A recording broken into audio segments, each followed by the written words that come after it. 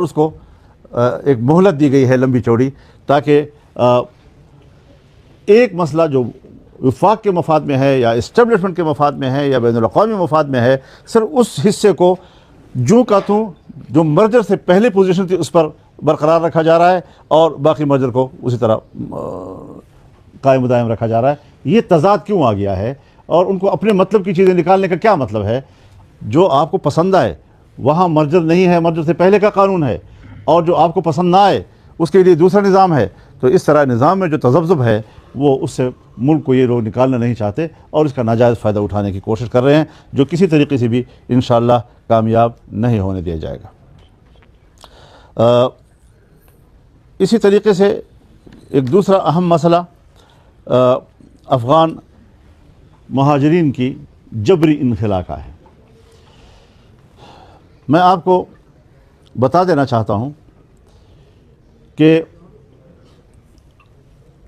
ایک جذباتی قسم کا فیصلہ، افغانستان سے ہم ناراض ہوئے کسی اور وجہ سے، ہم زور نکال رہے ہیں اس کا مہاجرین سے، تکلیف دے رہے ہیں ہم مہاجرین کو۔ آپ کے علم میں ہونا چاہیے کہ یہ مسئلہ 2017 میں اٹھا تھا، جس زمانے میں یہاں پشاور سے افغان مہاجرین کو پکڑ کر گاڑیوں میں ڈالا جا رہا تھا اور افغانستان کے علاقوں میں صحراؤں میں چھوڑا جا رہا تھا، جس سے ان کے جانی نقصانات ہوئے۔ وہاں بدامنی تھی، جنگ تھی، اور جنگ کی حالت میں ہم نے ان لوگوں کو وہاں پھینکا۔ یہاں پر حکومت میں شامل پارٹیوں کی میٹنگ ہوئی، اور اس میں ہم نے کچھ تجاویز دی تھی۔ ہم نے ان سے یہ کہا تھا کہ آپ کیٹیگریز طے کر لیں۔ سب سے پہلی جو کیٹیگری ہے وہ ان افغانوں کی کہ جو یہاں پڑھ چکے ہیں، یہاں کی گریجویشن حاصل کر چکے ہیں، یہاں ڈاکٹر بن چکے ہیں، یہاں انجینئر بن چکے ہیں، مختلف شعبے میں ان کی مہارت ہے۔ اب وہ ہمارا اسکل ہے، اس کو ہم پاکستان کے لیے کیسے استعمال کر سکتے ہیں؟ جن کو ہم نے تربیت دی ہے، جس کو ہم نے تعلیم دی ہے، جن کو ہم نے بنایا ہے، ان کو پاکستان کے مفاد میں استعمال ہونا چاہیے۔ پاکستان میں ان کو کہیں پر کھپانا چاہیے، نہیں ہے کہ آپ دھکے دے کر آپ ملک سے باہر نکالیں اور ان کی مہارت اور صلاحیت سے پاکستان کو محروم کر دیا جائے۔ تو ایک تو اس کیٹیگری کو سامنے رکھا جائے۔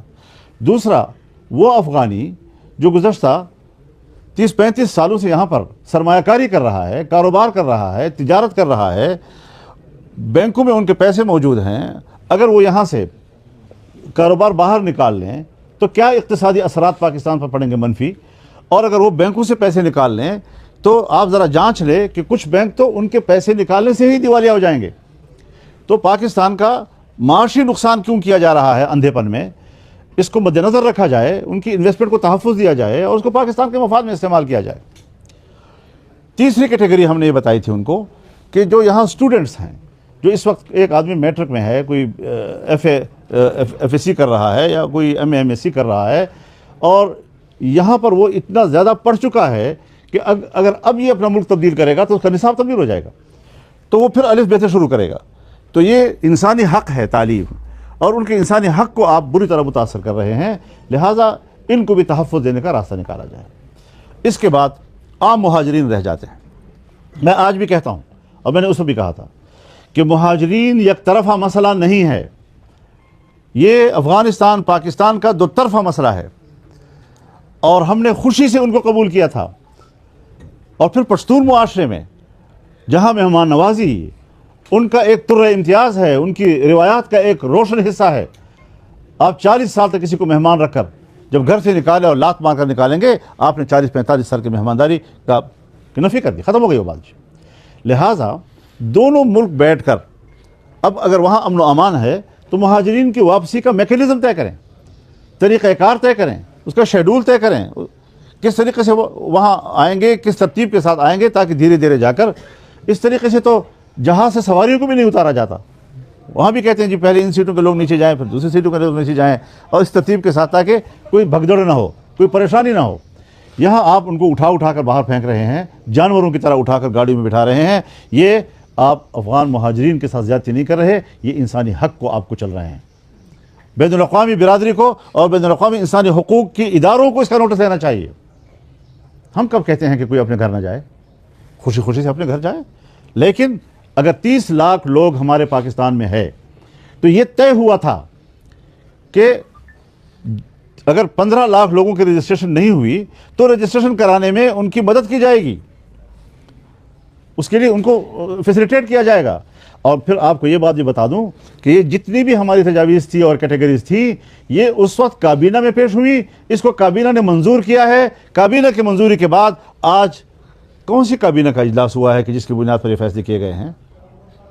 کیا کیا جا رہا ہے ہمارے ملک میں؟ کون حکومت کر رہا ہے؟ کون ملک کو چلا رہا ہے؟ کوئی اصول، کوئی ضابطہ، کوئی اخلاق، کوئی تدبیر کار، کچھ بھی تو یہاں نہیں ہے۔ لہٰذا یہ طریقہ کار، اگر ہم افغانستان سے ناراض ہیں بات کریں۔ ابھی میں نے آج خبر پڑھی ہے کچھ ان کے وفود آ رہے ہیں، کچھ ہمارے وفود جا رہے ہیں، اچھی بات ہے، بات چیت سے معاملات طے ہوتے ہیں۔ ہم نے بھی ان سے مذاکرات کیے ہیں۔ میں تو الیکشن سے پہلے گیا، 1 ہفتہ گزارا، کامیاب ہو کر واپس آیا۔ اب حکومت کیوں اتنی نااہل ہے کہ جو کچھ ہم نے طے کیا تھا اس کو صحیح طور پر فالو نہیں کر سکی، اس کو دوام نہیں بخش سکی اور معاملہ خراب ہو گئے ان سے؟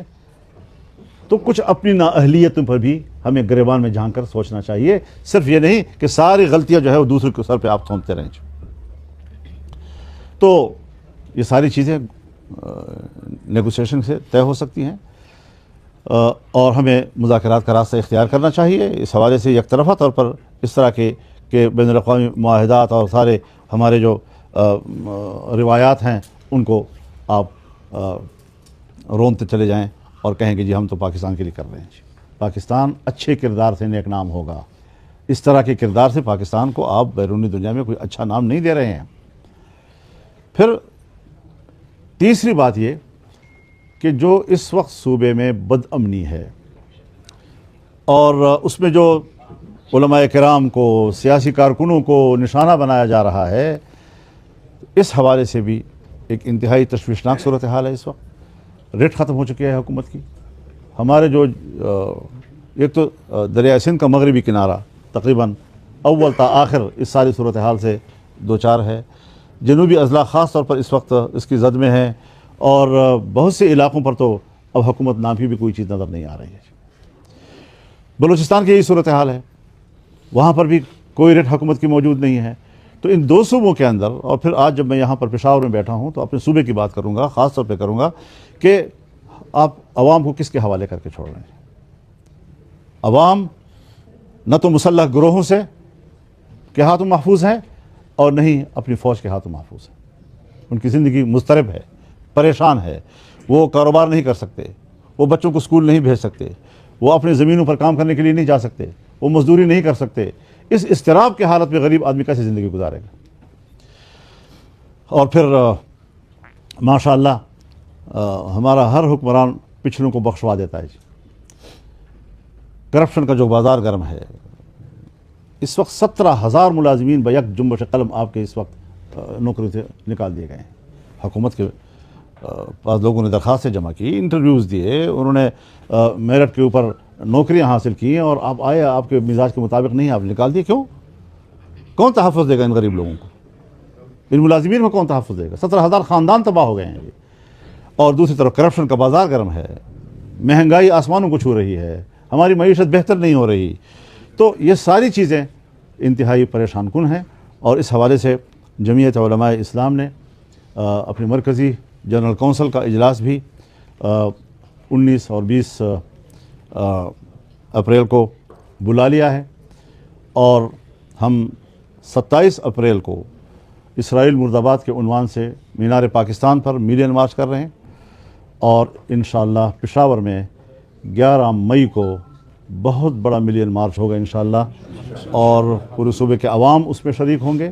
تمام تنظیموں کو، ذیلی تنظیموں کو ہدایات دی گئی ہیں کہ وہ فوری طور پر عوام میں آگاہی مہم چلائیں اور لوگوں کو اس کانفرنس کی طرف متوجہ کرنے اور یہاں پر ان کو لانے میں اپنا بھرپور کردار ادا کریں۔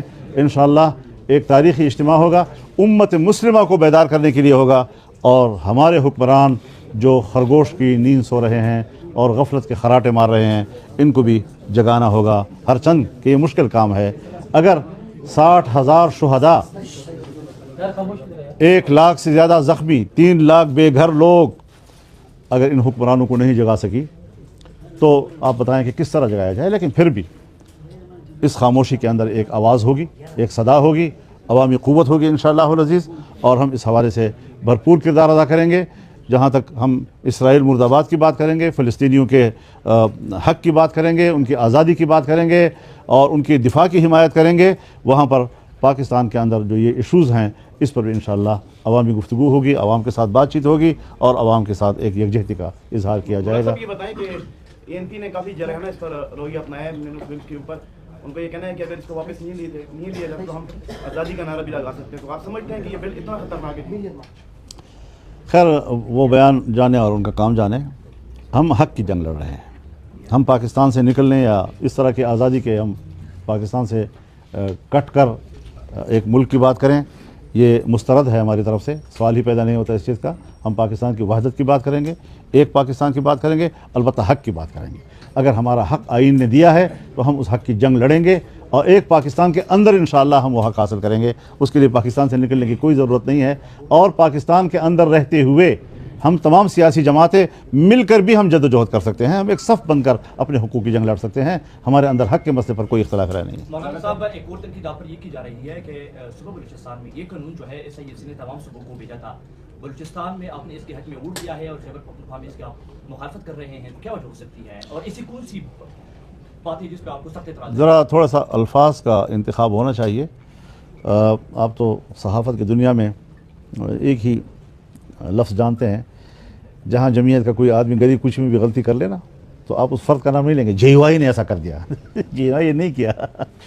بات یہ ہے کہ نہ تو ہماری پارٹی وہاں پر اس کے حق میں ہے، اور میں آپ کو اپنی تاریخ بتاؤں، یہ جو الیکشن سے پہلے PDM کی حکومت تھی، ہم حکومت میں شامل تھے، اس میں ہماری منسٹریاں تھیں، اور جب ریکوڈیک کے حوالے سے وہاں قانون سازی کی بات آئی تو JUI نے راستہ روکا ہے، کیبنٹ سے واک آؤٹ کیا، اسمبلی میں ووٹ دینے سے انکار کیا، اور بالآخر حکومت کو پیچھے ہٹنا پڑا۔ ہم وہ لوگ ہیں کہ صوبوں کے حقوق کے لیے اس حد تک جاتے ہیں۔ اب بات یہ ہے کہ آپ لوگ اسمبلی میں جو چیز لاتے ہیں اور پھر جب وہ کمیٹیز میں جاتی ہیں اس میں آپ ہائی لائٹ کچھ اور کرتے ہیں، ممبران کے سامنے زیر بحث آپ کچھ اور نکات کو لاتے ہیں جو بڑی مثبت قسم کی اور بے ضرر قسم کی ہوتی ہیں، پیچھے ان کے کوئی ناک چھپا ہوا ہوتا ہے۔ تو بعض دفعہ کسی ایک ممبر کے نوٹس میں وہ نہیں آتی وہ بات، تو یہ ایک ممبر کی غلطی ہو سکتی ہے، لیکن ہم نے صوبائی جماعت کو کہا ہے کہ اس کی پوری تحقیق کرے، ایک ممبر نے بھی یہ غلطی کیوں کی ہے اور اس نے ایسا کام کیوں کیا ہے۔ لہذا جمعیت علماء اسلام وہاں پر صوبے میں ہو یا صوبے کی پارلیمانی پارٹی ہو یا صوبائی جماعت ہو یا مرکزی جماعت ہو، سب ایک پیج پر ہیں، اور اگر کسی فرد کی غلطی ثابت ہوئی کہ اس نے آمدن کی ہے یا غیر ارادی طور پر کی ہے تو جماعت اس کے خلاف ایکشن لے گی۔ یہ اعلان ہو چکا ہے، یہ فیصلہ ہو چکا ہے ہمارا لہٰذا اس پر کام ہمارا ہو رہا ہے۔ کبھی بھی اس کو جمعیت علماء اسلام کا ایکٹ نہ کہیے، کبھی بھی جمعیت علماء اسلام کا عمل سے تعبیر نہ کیا جائے، بلکہ ایک فرد کی۔ ایسا نہیں ہے خدا نخواستہ کہ ایک صوبائی حکومت پوری جو ہے وہ تو بل پیش کر رہی ہے اور پارٹی کہتے ہیں مخالف ہیں اس کے، تضاد اس کو کہتے ہیں کہ پوری صوبائی حکومت جو ہے بل پیش کر رہی ہے اور پوری پارٹی کہتے ہیں یہ غلط ہو رہا ہے۔ تو اس چیز کو بھی مد نظر رکھا جائے کہ اس کے ساتھ موازنہ نہ کیا جائے۔ ہماری ایک پوری تاریخ ہے، ہم نے PDM میں رہ کر لڑائی لڑی ہے اور حکومت کو پیچھے دھکیلنے پہ ہم نے مجبور کیا ہے۔ مولانا صاحب یہ بتائیں کہ یہاں جو صورتحال ہے، خود PTI کے بھی کچھ ممبران ہیں جو اس بل کے مخالفت کر رہے ہیں، لیکن حالات ایسے دکھائی دے رہے ہیں کہ بل پاس ہوگی مائن ایلمینر کے حوالے سے، تو کیا اگر بل پاس ہوگی کیونکہ اکثریت ان کی، تو عوامی سطح پر جمعیت علماء اسلام یا دوسری سیاسی جماعتوں نے کون سی رائے عمل بنانے کے لیے مدد کریں گے؟ ہم دوسری پارٹی سے بھی رابطہ کریں گے اور صوبے کے تمام جماعتوں کو ایک پیج پہ لائیں گے اور خود بھی عوام میں اتریں گے۔ اس پر کوئی کمپرومائز نہیں ہو سکتا۔ طریقہ کار جائز ہونا چاہیے، جائز طریقوں سے ہم تجارت کا انکار نہیں کرتے، جائز طریقوں سے ہم کاروبار جس میں ہمارا حق محفوظ رہے، ہمارا اختیار محفوظ رہے۔ تو اگر ہمارا اختیار بھی محفوظ رہتا ہے اور ہمارا حق بھی محفوظ رہتا ہے تو وہ مثبت راستے تلاش کی جائیں، نہ یہ کہ پیٹھ پیچھے آپ چرا گھونپیں اور آپ ڈاکہ ڈالیں اور ہمارے حق پہ ڈاکہ ڈال کر آپ اس کو چھین لیں اور ہمیں اسے محروم کر دیں۔ یہ اس پر کمپرومائز نہیں ہو سکتا۔ مولانا صاحب یہ بتائیں کہ JUI نے مختلف ایشوز پر دھرنے دیے، مارچ کیے، تو اس بل اور اسی طریقے سے خیبر پختونخوا میں جو بدامنی ہے اس پر دھرنا کب دینے جا رہے ہیں؟ سوال آپ کا ٹھیک ہے لیکن جواب ابھی مشکل ہے کیونکہ ہماری پارٹی کے اجلاس ہو رہے ہیں اور پالیسی فیصلے انہوں نے کرنے ہیں اور ہوں گے انشاءاللہ۔ مولانا صاحب فلسطین میں جو ہو رہا ہے اس کے حوالے سے جہاد کی بات ہو رہی ہے یہاں پر، لیکن ہمیں جو نظر آ رہا ہے کہ کوئی بوتلیں توڑ رہا ہے، کوئی ریسٹورینٹس پر حملے کر رہے ہیں، یہ جہاد کس طرح ہوگی اور کس پر فرض ہے؟ تھوڑی سی وضاحت۔ امت مسلمہ پر فرض ہے، اور امت مسلمہ پر فرض ہونے کے طریقہ کار ہے کہ جو وہاں ملک کے شہری ہیں ان سب پہ واجب ہو گیا، جو قریب قریب ہیں اور سرحدات ساتھ متصل ہیں وہاں کے لوگ پہنچ سکتے ہیں، پھر اس کے اوپر فرض ہے، اور اگر کوئی دور ہے اور وہاں نہیں پہنچ سکتا تو وہ مال کے ذریعے سے بھی پیسے کی مدد بھی کر سکتے ہیں ان کی، اور ان کی سیاسی مدد بھی کر سکتے ہیں، جس طرح ہم ملک میں مظاہرے بھی کر رہے ہیں ان کے حق میں۔ یہ آواز اٹھنی چاہیے، کسی سطح پر ان کے اس جہاد میں شریک ہونا چاہیے، چاہے وہ براہ راست مورچے میں بیٹھ کر ہو، چاہے مالی تعاون کی صورت میں ہو، چاہے وہ سیاسی تعاون کی ضرورت میں ہو، لیکن وہ تعاون ہر صورت پر ہر شکل میں ہونا چاہیے۔ جہاد ایک امر شرعی ہے، وہ مسلمان ہیں، اور نبی کریم صلی اللہ علیہ وسلم فرماتے ہیں المسلم اخو المسلم لا یظلمہ ولا یسلمہ، مسلمان مسلمان کا بھائی ہے جو نہ خود اس پر ظلم کرتا ہے اور نہ کسی دوسرے کے ظلم کے سپرد کرتا ہے۔ مولانا صاحب پی ٹی آئی کی صوبائی حکومت مائنز اینڈ منرلز ایکٹ کو بارگیننگ کے لیے استعمال کر رہی ہے تاکہ بانی پی ٹی آئی کی مشکلات میں کچھ کمی ہو، اگر یہ بل منظور ہوتا ہے تو کوئی مشکلات کم ہوتی نظر آ رہی ہیں آپ کو اڈیالہ جیل میں؟ میں ذرا ایک نامناسب بات کرنا چاہتا ہوں، معاف فرمائیے مجھے تنگ نہ کرو زیادہ، میں نامناسب بات کرنا چاہتا ہوں پی ٹی آئی والے بھی ناراض نہ ہوں، وہ میرے دوست ہیں آج کل۔ دیکھیے، پی ٹی آئی نے پرویز خٹک صاحب کو وزیر اعلیٰ بنایا، آج وہ پی ٹی آئی کا ہے یا اسٹیبلشمنٹ کا ہے؟ پی ٹی آئی نے محمود خان کو وزیر اعلیٰ بنایا، اب بتائیں کہ وہ پی ٹی آئی کا ہے یا اسٹیبلشمنٹ کا ہے؟ پی ٹی آئی نے عثمان بزدار کو وزیر اعلیٰ بنایا، اب بتاؤ کہ وہ پی ٹی آئی کا ہے یا اسٹیبلشمنٹ کا ہے؟ آگے میں نہیں جاتا، قیاس کنز گلستان من باہر جی مولانا صاحب، سی ایم کے پی نے ایک اعلان کیا ہے کہ جی جو افغان پاکستان میں اور خاص طور پہ صوبہ سرحد میں رہ رہے ہیں ان کو نیشنلٹی دی جائے گی، اس حوالے سے آپ کی پارٹی کی کیا رائے ہے؟ دیکھیے، اتنا عرصہ پاکستان میں رہنے کے بعد تو بہت سے لوگوں کو نیشنلٹی مل بھی چکی ہے، جن کو نیشنلٹی مل چکی ان کو بھی نکال رہے ہیں نا، تو یہاں تو افغانوں کو باعزت طور پر رہنا اور اگر اپنے ملک پہ لے جانے والی بات ہے، تو میں نے جتنی بات کہہ دی ہے یہ میری پارٹی کی سوچ ہے اور میں نے وہ آپ کے سامنے رکھ دی ہے۔ مولانا صاحب، یہ جو منرل بل ہے اس کے حوالے سے جو سیاسی جماعتیں ہیں صوبے میں وہ کیا اکٹھے بیٹھ کے اس پہ جو ہے اگلے کلا عمل بنانے کا کوئی پلان ہے؟ کیونکہ عوامی نیشنل پارٹی نے بھی اس طرح اشارہ کیا کہ اس پہ ہم نے مل بیٹھ کے کام کرنا چاہیے، تو اس طرح کا کوئی پلان نظر آپ کو آ رہا ہے کہ بیٹھ کے عملی طور پر تو فی الحال ابھی تک کوئی ایسا رابطہ نہیں ہوا ہے، لیکن یہ آپ کی مثبت تجویز ہے اور ہمیں سب کو مل بیٹھ کر اس پر مشترکہ لائحہ عمل بنانا چاہیے۔ مولانا صاحب، میرے دو کوشچن ہیں، ایک یہ کہ افغان کونسل جنرل نے آج خود پریس کانفرنس کیا ہے اور تمام افغانوں سے کہا ہے کہ لیگل اور لیگل نہیں، سب جن کے کاروبار ہے جو بھی ہے دونوں ممالک تعاون کر رہے ہیں اور جائیں اور اپنے ملک کو آباد کریں، وہاں پہ کاروبار کریں۔ آپ لوگ بے سر و سامانی کی حالت میں یہاں پر آئے تھے، آج آپ کروڑوں کے مالک ہیں، آپ جائیں اور وہاں پر سرمایہ کاری کریں، کاروبار کریں۔ دونوں کے خود موقف اور آپ کے موقف، اگر کوئی خوشی جی دوسری بات یہ ہے کہ یہ مائنز اینڈ منرل ایکٹ جو لے کے آ رہے ہیں اور جو اتنے خدشات ہیں، یہ بتائیے کہ ابھی تک خیبر پختونخوا کو یا بلوچستان کو اس مائنز اور منرل سے کیا فائدہ ہوا ہے؟ وہ تو انڈیویجولس نے پیسے دیے ہیں، جن لوگوں کو پیسے دیے ہوتے ہیں۔ باتیں آپ کی بڑی اہم ہیں۔ ایک ہے افغان حکومت کی بات، یا کوئی افغانی از خود جانا چاہتا ہے تو ظاہر ہے اپنے ملک پر جانے کے لیے تو ہم کوئی اعتراض نہیں کر سکتے اس کے اوپر۔ ایک یہ ہے کہ ہم زبردستی بھیج رہے ہیں اور ان کو ہم اٹھا کے گاڑیوں میں ڈال رہے ہیں اور پھر صرف سرحد پہ جا کر ہم ان کو ایک گلاس شربت پلا رہے ہیں اور پھر کہتے ہیں بڑے احترام کے ساتھ رخصت کیا گیا۔ یہ مذاق ہے ان کا، اس طریقے سے مہمانداریاں نہیں ہوا کرتی جس طرح تم کر رہے ہو، اور یہ دھوکہ مت دو لوگوں کو۔ ہمارے لیے ہمیں کیا سوچنا ہے، ہمیں کیا رویہ اختیار کرنا ہے، ہمارا کردار کیا ہونا چاہیے، میں اس پہ بحث کر رہا ہوں۔ ہمارا رویہ غلط ہے افغانوں کے ساتھ، اور اس حوالے سے بھی میں سمجھتا ہوں کہ ہمیں بھرپور طور پر ایک انسانی حق کے تحفظ کی نیت سے ان کو سپورٹ کرنا چاہیے۔ یہ دوسرا چیز ہے مائنز اینڈ منرل کے حوالے سے کہ آج تک اس سے کیا فائدہ ہوا ہے خیبر پختونخوا اور بلوچستان؟ کس بات؟ ہاں، یہ ایک مستقل سوال ہے آپ کا، اس میں کوئی شک نہیں ہے کہ صوبائی اختیارات صوبوں کو دینے کے باوجود جہاں پر لفظ اسٹریٹجک آئے گا اس سے آپ خود اندازہ لگائیں کہ بالآخر اس کا آخری مالک کون ہوگا۔ تو اس قسم کی چیزیں جو ہیں یہ فاصلے پیدا کر رہی ہیں۔ دیکھو، دو چیزیں بڑی خطرناک چل رہی ہیں اس وقت۔ ایک جو پنجاب کے چولستان میں नहरें निकालने का सवाल पैदा हुआ और जिसके ऊपर सूबा सिंध में रद्द अमल आया, ये भी अवाम और फ़ौज के दरमियान फासले पैदा कर रहा है।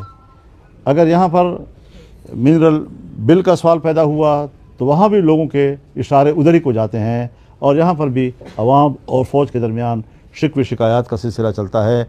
मैं ये सोचता हूँ कि फ़ौज हमारी आखिरी क़ुव्वत है, फ़ौज हमारी दिफाई क़ुव्वत है, ये हमारी कारोबारी क़ुव्वत नहीं है। और उसको अगर ज़रूरत हो तो इसके लिए भी ऐसे रास्ते तलाश किए जा सकते हैं कि मुल्क की ज़रूरत भी पूरी हो, दिफाई ज़रूरत भी पूरी हो और सूबे को उसका फ़ायदा और उसका नफ़ा भी मिले इसको। तो सूबे के हक़ को सूबे को महरूम कर देना, इस पर तो कोई कंप्रोमाइज़ नहीं हो सकता। इसके हमारे तमाम वसाइल जो हैं उसके मालिक हमारे सूबे के अवाम हैं और अजीब बात है कि हमें अपने हुकूक से महरूम किया जा रहा है। तो इस पर सारे सूबे के अवाम मुत्तफ़िक़ हैं और एक प्लेटफार्म से इंशाअल्लाह उसकी बात होगी। मौलाना साहब, एक सवाल हो भी चुका है, थोड़ी सी कंफ्यूजन है गलती फरमाने के। आपने फरमाया कि पाकिस्तान के अंदर रहकर, आइन के अंदर रहकर हम जदोजहद कर रहे हैं। जो कौमी रज़ा कॉन्फ्रेंस हुई उसमें जो जिहाद का फतवा दिया गया, हम तो बार बार आप ही से सुनते आ रहे हैं कि जो मुसल्लह कोई गिरोह है वो अगर जिहाद का ऐलान करता है तो फिर वो नाजायज़ है, क्योंकि जिहाद का ऐलान रियासत करती है, हुकूमत की तरफ से होता है। तो ये जो जिहाद का ऐलान हुआ है इस्लामाबाद में, ये किस किस्म का? देखिए, तजदीद होती है बाज़ चीज़ों की। फ़लस्तीन अव्वल रोज़ से हालत जंग में है इसराइल के ख़िलाफ़, उसके वजूद के ख़िलाफ़, उसके कब्ज़े के ख़िलाफ़। और जो मुल्क अव्वल रोज़ से जंग में है, क्या कश्मीर में आपकी फ़ौज लड़ी है? क्या आपके मुजाहिदीन नहीं गए वहाँ? क्या वहाँ के अंदर के मुजाहिदीन ने जंग नहीं लड़ी? क्या पाकिस्तान ने उनकी जिहाद की हिमायत नहीं की? क्या पाकिस्तान ने उसको जिहाद नहीं कहा? तो अगर हम कश्मीर में कश्मीरी मुजाहिदीन के जंग को जिहाद कह सकते हैं तो वहाँ भी तो हुकूमत नहीं है। हुकूमत के ख़िलाफ़ एक तहरीक है जो अपनी आज़ादी की जंग लड़ रही है। तो कौमें जिस वक्त ग़ुलाम बना दी जाती हैं तो कौमों के अंदर की कोई तंजीम भी उस वक्त फैसले कर सकती है कि हम अब आज़ादी की जंग लड़ेंगे। तो फ़लस्तीनी अपनी आज़ादी की जंग लड़ रहे हैं और अव्वल दिन से लड़ रहे हैं। फ़लस्तीनियों ने आज तक इसराइल को तस्लीम नहीं किया और पाकिस्तान ने आज तक इसराइल को तस्लीम नहीं किया। लिहाजा पाकिस्तान के उलमा और फ़लस्तीन के अवाम, इनके आपस में जो फ़िक्री रब्त है वो अभी तक बदस्तूर बरकरार है और वो लोग इस मैदान में हैं और हम उनकी जिहाद और उनकी कुर्बानियों का मजाक उड़ा रहे हैं। और अगर पाकिस्तान से उनकी तायद में कोई बात जाती है तो फिर हम उनका मजाक उड़ाते हैं। ये शरीयत का मजाक उड़ा रहे हो, उनसे कह दो। जो लोग जिहाद के लफ्ज़ का मजाक उड़ाते हैं, पाकिस्तान के अंदर अगर कोई मुसल्लह जंग लड़ेगा तो ये पाकिस्तान के हालात के तहत देखेंगे। तो पाकिस्तान के हालात के तहत भी तो यही उलमा कराम थे ना, यही मुफ्ती तकी उस्मानी था ना, यही फजलुर रहमान था, यही वफाकुल मदारिस थी, यही तमाम दीनी मदारिस और दीनी मकातिब फ़िक्र के सरबराहान थे जिन्होंने कहा कि पाकिस्तान में मुसल्लह जंग जो है वो जायज़ नहीं है। तो जहाँ जहाँ पर जो ज़रूरत है उसके मुताबिक उलमा कराम बात करते हैं, अन्यवा नहीं करते, आंखें बंद करके वो फैसला दें। जिस इलाके का मामला है उस इलाके के जोग्राफिए, उसकी दाखिली सूरत हाल, उसके तारीख़ी पस मंज़र, उस सारी चीज़ों को सामने रखते हुए उसके मौक़िफ़ को, अब इस हालत में अगर आप इसराइल के ख़िलाफ़ जिहाद का मजाक उड़ाएंगे तो आप इसराइली कहलाएंगे, आप उसके सपोर्टर हैं फिर।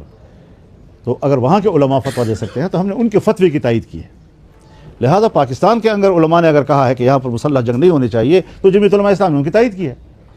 तो ये सारी चीज़ें हर जगह पर दर्जा बदर्जा होनी चाहिए, या एक ही लाठी के साथ सारी चीज़ें नहीं हाँगनी चाहिए। लफ्ज़ जिहाद आ गया तो पाकिस्तान से लेकर फ़लस्तीन तक जिहाद मजाक बना दिया गया। क्यों? यहाँ की सूरत हाल अपनी है, अफ़गानिस्तान की। हम अफ़गानिस्तान में जिहाद की हिमायत नहीं कर रहे थे, लेकिन क्या पाकिस्तान में भी हम कह रहे थे कि मुसल्लह जंग लड़ी जाए? क्या 1979-80 के बाद 12-13 साल तक या 14 साल तक पाकिस्तान से मुहाजिरीन को हम असलहा देकर नहीं भेज रहे थे? पाकिस्तानी मुजाहिदीन शरीक नहीं हो रहे थे? अरब मुजाहिदीन नहीं आए? ताजिक और उज़्बेक नहीं आए? सारी दुनिया को हमने पाकिस्तान में इकट्ठा करके पाकिस्तान को अफगान जिहाद का बेस कैंप बनाया हमने उसको जी। अब जब मामला आपके अपनी पॉलिसियों की वजह से आज आप उनको यकसान नहीं चला सके, उस पर तज़ब्ज़ुब आ गया, इस्तिराब आ गया, तज़ादात आ गए, उनके आपको मुश्किलात सामने आ रही हैं, तो इसका हल आप तरीके से निकालें ना। लिहाजा हर चीज़ को एक ही लफ्ज़ में लपेट कर मुस्तरद नहीं किया जा सकता, न कबूल किया जा सकता। इस थ्रेट्स के बावजूद आप कह रहे हैं कि हम अवाम में निकलेंगे और खुद आपने जो गिन लिए उलमा कराम को इतना ट्रांसफर किया गया, शहादतों का सिलसिला और आपके खुद इतना जो है रोज़ाना आपको अलर्ट जारी कर देते, तो कैसे आप निकलेंगे? देखिए, इन सारी चीज़ों का असल मुकाबला अवाम खुद कर सकते हैं। जब पब्लिक निकलती है तो पब्लिक की जो राय होती है उसका एक अपना दबाव होता है, और वो जिस तरह हम हुकूमत पर दबाव डालते हैं, जिस तरह हम एस्टेब्लिशमेंट दबाव डालते हैं, ये क़ुव्वतें भी तो अवाम ही के दबाव से पीछे हटेंगी। अगर अवाम दब गए, वो खामोश हो गए, फिर तो वो आपके घरों में दाखिल होंगे, आपके घरों की मिल्कियत अपने हाथ में ले लेंगे, आपकी इज़्ज़तें अपने हाथ में लेंगे जी। लिहाजा अवाम को बेदार रहना, अवाम में शऊर पैदा करना, उसमें हिम्मत देना, उसमें जुर्रत उजागर करना, ये एक सियासी जमात की ज़िम्मेदारी है और जमीयत उलमा इस्लाम वो ज़िम्मेदारी पूरी करने के लिए मैदान में आई है। कराची में मिलियन मार्च हुआ, हमने खुद अपने पिछले तमाम रिकॉर्ड खुद तोड़े हैं। इतना बड़ा इज्तिमा था ताहद नज़र इंसानियत थी। और अब 27 को इंशाल्लाह मीनार पाकिस्तान पर वही सूरत हाल होगी, फिर 11 मई को इंशाल्लाह हम पेशावर में मिलेंगे।